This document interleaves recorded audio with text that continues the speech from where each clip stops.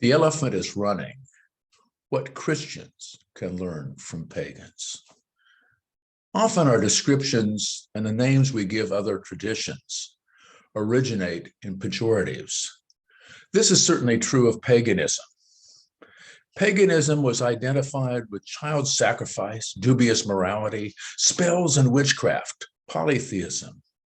It was also described as the word paganism was also used to describe anyone who was outside the faith, anyone who was bound for damnation.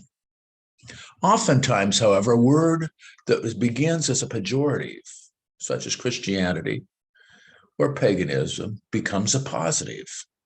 And today, many pagans have reclaimed the positive associations of the words pagan and witch, both of which are capitalized as we would capitalize any faith tradition. They see these words as affirmative and not negative, and feel comfortable entering into dialogue with open-spirited Christians. When I was a pastor on Cape Cod, I hosted beach services to celebrate the solstice and equinox. I believed that Christianity had much in common with the pagan tradition, and that Christians would benefit from the earth-affirming wisdom of pagans.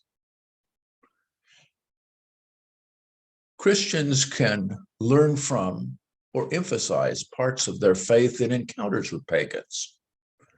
First of all, the affirmation of the earth as sacred. The earth is enchanted, holy, and alive. Wherever we are, there is spirit. And spirit involves earth as well as heaven. Second, the affirmation of the holiness of the seasons. History is not only forward-moving, moving toward a goal, aiming toward the realm of shalom, but history is also cyclical. The seasons come and go and bring their own unique revelations of the divine. Indeed, we see a Christian variation of the cyclical nature of life in the liturgical year. Finally, the affirmation of the feminine. Too often, Christians have focused on the masculine, the Father in the sky, to the detriments of the feminine aspects of the divine and reality. The goddess reminds us of the fecundity of the earth and the divine incarnations in our bodies and in a non-human world.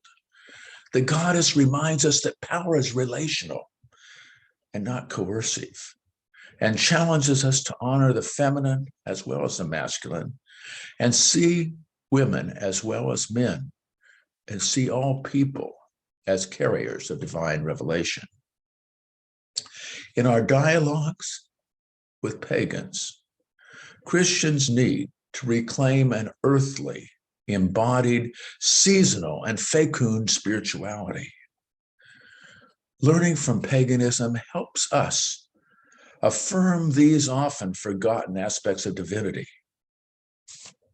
And remember that our home right now is on earth, this earth, and in the seasons of the earth and the changes of life, the elephant is running.